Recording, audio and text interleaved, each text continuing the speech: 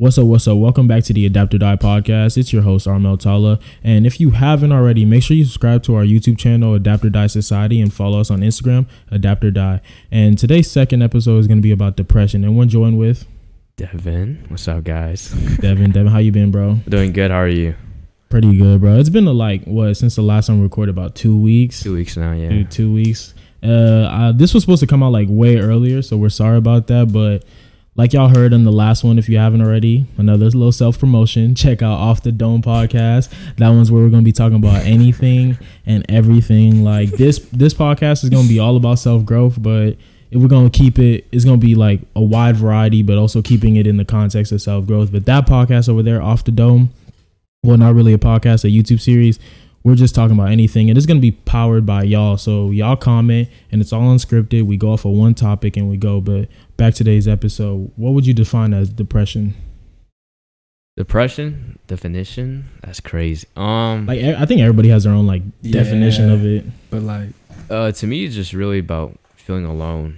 Like, I think depression is really based about loneliness and just feeling that you have no one around you, just you and your mind, really. Yeah, I don't know, because I was kind of reading into it, and scientists, you know how before depression kind of became a thing that's more common and known, a lot of times it got treated by drugs, because early scientists kind of found it was a chemical imbalance, but it's really the idea is really starting to change, that it's more about your environment and like you said, feeling lonely. And the Google definition is a mental health disorder characterized by persistently depressed mood or loss of interest in activity causing significant impairment in daily life. So practically, like you said, in a way, you're being alone, without having that interaction with people, which is so important. It literally will cause someone to always be in an upset mood. And what would you define it as, Dre? Loneliness, definitely. That's that's the most common. That's the most common. But you can't compare it to Or actually, I say feeling like you don't have a purpose. Facts. That's another thing, bro. That's another thing about the environment you grow in. One, having good people around you, but also two, feeling those people, your parents, and the environment around you gives you a sense of purpose. Either you want to give back, you want to do something greater for a sense bigger than money, which kind of leads to, I was gonna say, the two causes. What do you believe are the two causes, though? Two causes of depression to me. Well, not just the only two causes. We're not just gonna say that, but the two, in your opinion, name two causes. Expectations and trying to be the best you can. I guess in the same way, but to me, it's mostly expectations. Expectations. You say that kind of off of a personal level. Personal reasons. Level. Yeah. And what about expectations in your life you felt, bro? For example, everybody in my family wanted me to be the best. Growing up, I was the only child, and everybody wanted to be a doctor or anything that makes a lot of money. And I didn't really do good in school as much as I should. But that was elementary to middle school, and then high school was when I really started to pick up. But everybody wanted me to be the best as I can, and not knowing or not really thinking about if I can really achieve those expectations. Kind of damn, maybe I'm not meant for this, Yeah, and it weighs a heavy weight on you, thinking having someone else's goals about yourself, which is crazy. It's you're trying to live up to someone else's standard instead of what you want to do, what makes you happy. Yeah. And would you relate to the expectations? Yeah, expectations expectations a lot. What were you saying? For me, when I felt depressed, it was damn, I was expected to play football, expected to be a D1 athlete. It's what everyone expected me to be. Everyone expected me to go to college for football on a full ride or something like that. Everyone only thought I knew football, but it's then there's so many things in life you can't control, that sometimes even if those were your own expectations on yourself, whether it's external, internal, there's things you can't control. You're not gonna be able to control the type of school you go to all the time. You're not gonna be able to what happens in your life in certain situations. For me personally, I feel the same way related to sports. You're thinking that you have a high expectation for yourself, but it's sometimes it's not the way. You know what I'm saying? Sometimes it takes us something big to happen for you to realize this isn't always meant to be. I have different interests and stuff, which was the biggest thing to me. And outside of just expectations, in my belief, I really think it has to do with like what you value, you know, like a lot of things people, if you value materialistic things, it's gonna make you like it's gonna, of course, I think we talked about this in our last in Off the Dome, talking about reality TV, bro, like how it kind of gives people the thought like, oh, my life has to be like that to be happy, or like I have to achieve a lot of money, like having bad values, thinking that money's gonna buy everything. And like, I don't know, like would you say you ever felt that way? I mean, yeah, because I always thought like I had like, for example, for me, I had like the iPhone 6 and like all my friends were getting like the iPhone 10, the iPhone 8 or whatever, right? And then like I was always there like, oh, only iPhone 6, like what's the point of like I always wanted to be like a part of like that group, you know. I always want to be a part of something, to be like within everybody else. Like I think like high school plays a big role too, because you always want to be popular and stuff like that. You never want to be yourself really, and everybody just follow trends. Like I always wanted an iPhone 6, and then once I got like my iPhone 11, I was just like, wow. It didn't like bring you the happiness that you thought it was gonna bring you. You like get the phone, you're like, whoa, damn, like all this hype and stuff. It's like that false sense of like that dopamine you get, just the rush of the anticipation, bro. Like living up to what other people want to do is like it's just always gonna kill your mood. You, like I think everybody should just be appreciative of what they have. Just be grateful for what the things you have, even if it's like love yours. Like that's a big thing. Love yours. You gotta really start appreciating what you have before more could come, honestly. Exactly. Yeah. And it's like living, we're gonna repeat this, living up to other people's expectations is not at all what's gonna get you there. And like Devin, he defines, you know, Kosovo to living up to that, and also relating to like just being materialistic. People thinking like, oh, I have to have this item is going to bring me money. Yeah. Like for some things, I believe like in some things, there's some things you spend your money on that do give you value, but those are only, it's not every item. Like to me, like if you really worked hard, like let's say you do really good in school, you got all A's, yeah, of course, go buy something, you know, reward yourself. And that kind of brings you like a sense of happiness. It's like a purposeful, you know, purchase. It's purposeful. It's not, oh, I see my favorite rapper buy a new chain now. I'm about to go like, you know what I'm saying? If you honestly just buy anything without any purpose, there's no point. Like exactly, you're not gonna it's be kind of being all. conscious about it, not thinking money is gonna buy away your happiness. Yes, money will get you to a point in life where where if you financially, you know, stable, you'll be easier to be happier. But past that, like there's only so much you can buy that's gonna, you know, that's why honestly, billionaires. Money just make things less stressful for you. That's True. it. True. That's it. I mean, once you get that stress out the way, once you get that stress out the way, you can really start thinking. Yeah. And another thing is like, it's been said, there was a study done on Americans saying that 39% of Americans believe that they're like alone. You know, they kind of have a sense of loneliness, which if you think about 39%, it's not half, but to have close to 40% of your population believe they're alone. That's crazy. Like people say we're like the loneliest society in human history. Yeah. Would you attribute that to like social media? I mean, you being an influence and everything, do you kind of did you feel like that experience of depression? Like did social media kind of isolate in a way? Because I hear a lot like whenever, you know, you blow up or whatever, you kind of have a lot of people coming at you, fake people and like all that would. I mean, yeah, like when I was like blowing up in the summer, like I did have a lot of people like hitting me up again, like people I didn't even talk to, like in high school. They're just like, oh, hey man, like how you doing? I'm like, dude, like we didn't talk in high school. So it was like you kind of just don't know like who's really there with you and who's like just there just for your fame. Like I think, in my opinion, like people who are patient for me to really blow up, those are the ones who are real, and those are the ones who don't really like ask for anything. Is where like I think people are real. Did you ever feel that like people seen this image of you on social media, but like behind the scenes they didn't know everything you've gone through? Oh yeah, I mean we've been friends for a while, so you like told me everything that happened. Yeah, like for real, like during the whole social media thing, I always had to like fake my smile. Like it was really hard for me to like, I mean, my bad. It was like really easy for me to just be like, oh, I have to do a smile on camera. I think people think I'm okay, but really I'm not. Like it's really, really hard because you don't want, like, I don't want my supporters to think that I'm dealing with something, and like, I don't want them to have like that. Pity. Yeah, I don't feel pity or that stretch to be like, oh my god, I need to do something for Devin to make him like more happy and stuff like that. But that's the only thing I didn't want. And you guys ought to understand, like, depression isn't, you can't confuse depression with just like being sad and and Yeah. upset. Like like if someone actually is depressed, you can't walk up to them and be like, hey man, you're gonna feel better the next day, or like, hey Yeah. bro, you can't confuse that.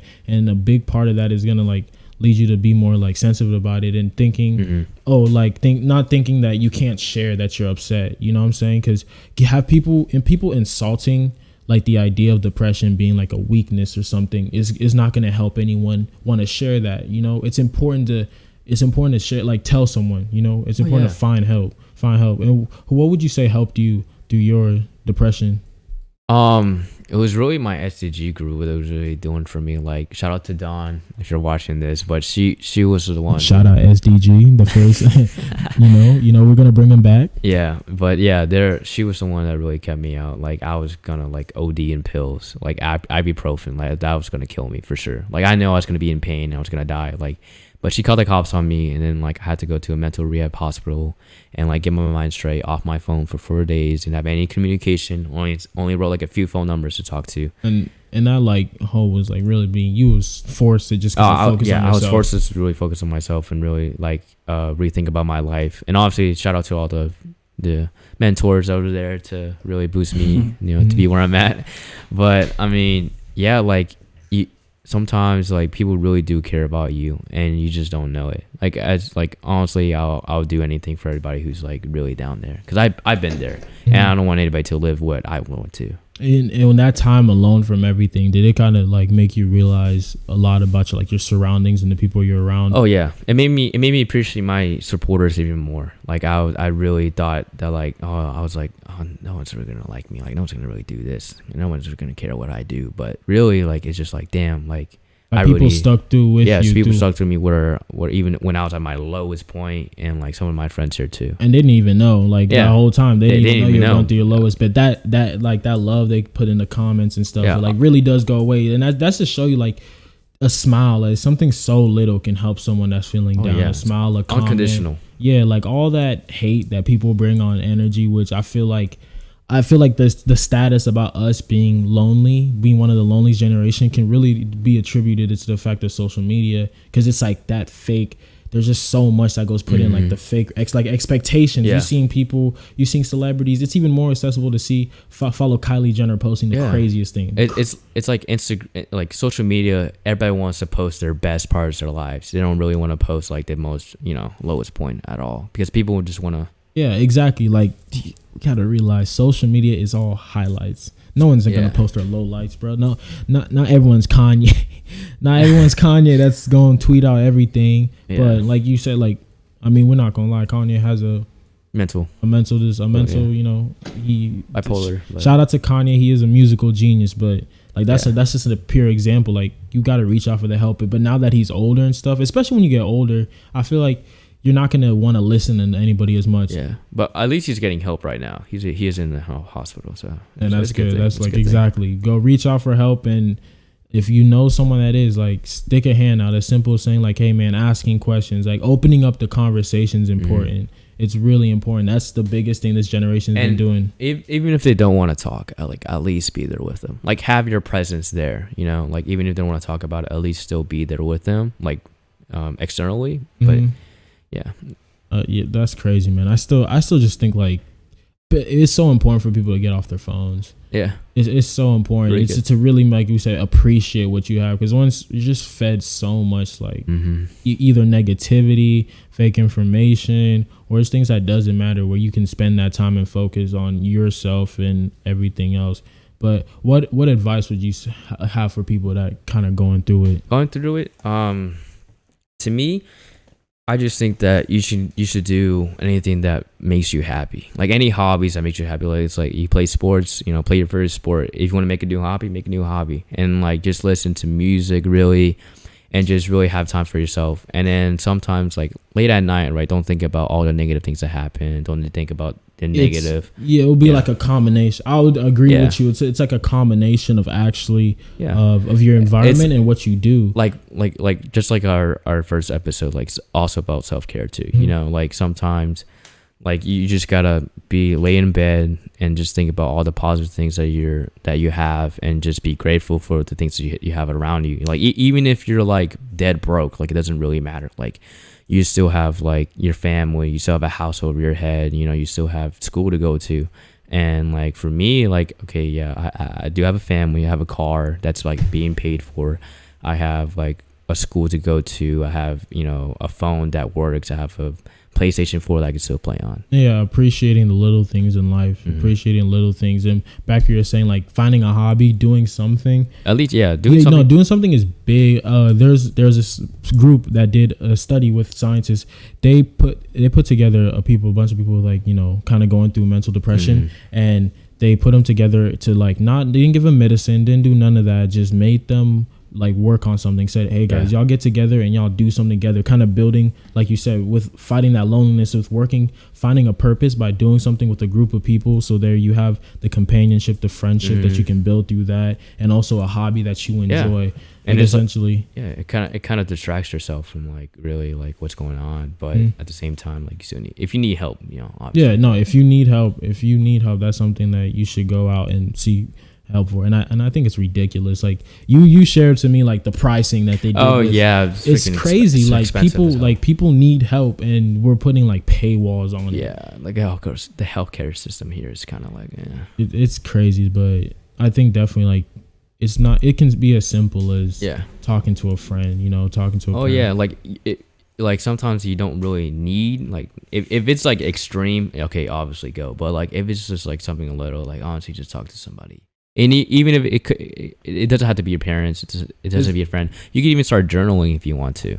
Dude, I heard journaling helps. Like, journaling really helps. And anything to express yourself would always be a good thing, bro. It's just like writing down your thoughts. Like it's not like English, you know. You're not writing a whole essay. You're just writing down your thoughts. Writing down your thoughts, enjoying, bro. The values that we have nowadays is crazy. It's just nothing helps it. Yeah. like it's like everything we're being fed out, and that's why it's so important to kind of build a strong mindset about things, so you can filter out all the negativity in the world. Because everything that's being put out almost is, you know, what you see in the news now, what you see down to, you know, there's a lot of like negativity out there that we gotta be able to like just know how to accept it, how to read it, and how to take it into your life. What made you want to come on today and like share with everyone your story, or like tell us a little bit about it? Well, I came here to today to just make people be more aware of like depression stuff, and like it's really hard to get through. Like I know like a lot of people get through, like I think every person here like on earth at least goes through one stage of like depression. And with my experience really is that, you know, I think I was depressed during like my junior year of high school, you know, my hardest year, taking college classes, trying to get A's and everything like that, and trying to really deal with people who see me happy and stuff. No, like, the crazy. It was you, and you said it started your junior year, and like following through senior year. Following crazy thing, year. I knew him his senior year, and like I couldn't even tell. Like it's just something that people can put up front. Yeah, people could easily hide it. Like it's crazy. Like I didn't want to like really tell people that I was depressed because I was scared what people was gonna think of me. Like, oh my god, like really you're depressed for what, you know? Like, and I think going to college is when like I was focusing on TikTok so much and wanted to be famous, wanted to like have like, you know, not going to school and be like have money, right? And like once I started to realize I have like a 1.85 GPA, and then like my family started to like really bash on me for that. And during the time, like I don't blame her for anything. Like she didn't know what was going on, and you know she was really just bashing me. Like, oh my god, there's like a disconnect, and I feel like there's with some older people we hear kind of the idea they have is like, oh, you're sad, get over it, or like, you know, they don't. It's like a different understanding about it. Like I said this before, like before kind of mental health became a popular thing, the trend was you gave people medicine for it because they thought it was just like a chemical imbalance. And gotta understand that like depression doesn't mean like your chemical, like it's a malfunction in your brain. It's like a signal for you saying like, hey, maybe it's the environment around you, or maybe it is your brain, or maybe it's just the people you're hanging around, or maybe like there's just so much more than that. It just feeds people medicine about it. And I feel like maybe that could be the disconnect, like especially her being she's kind of medicine too. What do you mean? Like, no, she's dental hygienist. It's my cousin who's a pharmacist. My other one who's a pharmacist. Okay. Yeah, but like, you know, she was trying to be like, I get it. She was trying to be like the bigger sister, and she's telling me all this other stuff. But it was really toxic. Like my environment. Like, of course I have everything that I have, but like, continuously bashing on me, continuously think that I'm not gonna do anything in life, is just kind of like, oh my god, like I can't do this. Yeah, it was definitely degrading. So then once I was like, all right, like I'm gonna prove her wrong. Like it was just for her. Like I was so pissed off when she took my iPhone away, and like I was just like, you know what, like I'm gonna prove to you that's wrong. It wasn't even for me. It wasn't for my benefit. It was just for her benefit, right?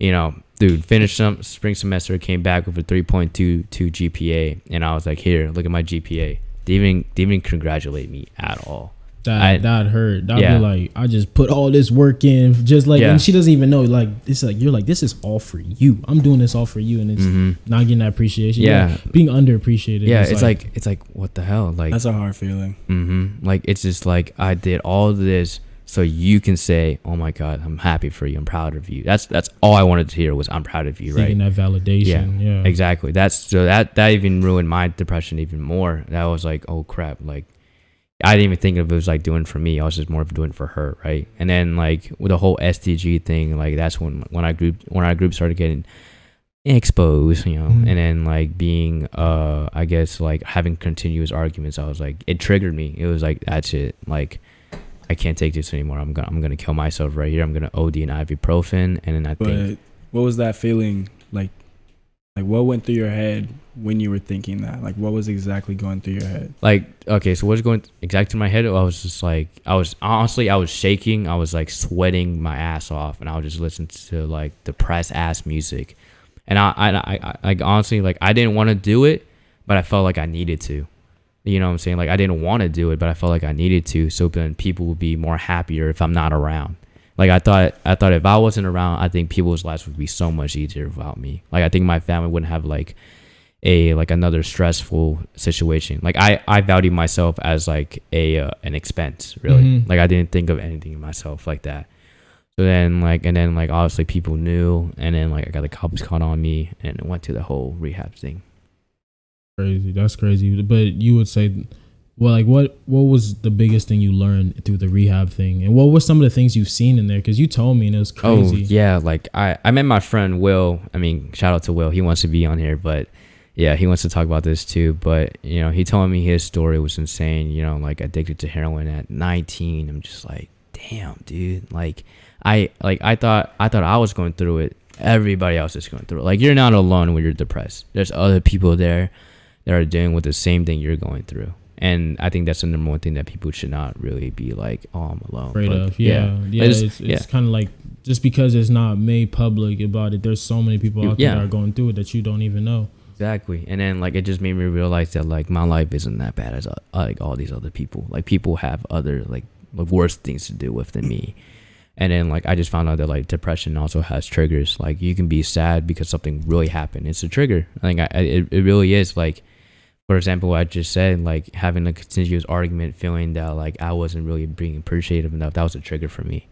And then like that brought me down. Like I didn't take any pride of the things that I did, and I think that was one of the reasons why. Like I always wanted to be like all my like accomplishments, right? I always thought through it. Like I never wanted to be like sit back and be like, damn, I really did that, and let me keep going. But I just kept it like, all right, whatever, and keep going. You know? Yeah. I didn't take any pride in anything. It's just that not getting that appreciation. It was just like, yeah, I always thought like, what's the point? Like, okay, I got a 3.2 GPA. All right, who cares? Like, I mean, just keep going. Like, it's like, come on. Like, now, like, you know, I'm doing better now. Like, I'm taking like, damn. Like, now my GPA is like a 3.75 naturally. Okay, that grind. You know, yeah. Like, I'm on an honor society. Like, and then like I'm doing big stuff with like other things. What was a change in like your mindset? You would say that helped you a lot. I think once I got out and I started appreciating myself even more than I should, I found out that self-love is the most important love that you can get. No matter how many people say I love you, it's all about you. Like if you love yourself, the world cannot control you. Facts, bro. Like facts. Self-love is the most important love. Like how people say you can't like help someone else until you help yourself. You can't love someone else until you love yourself. Exactly.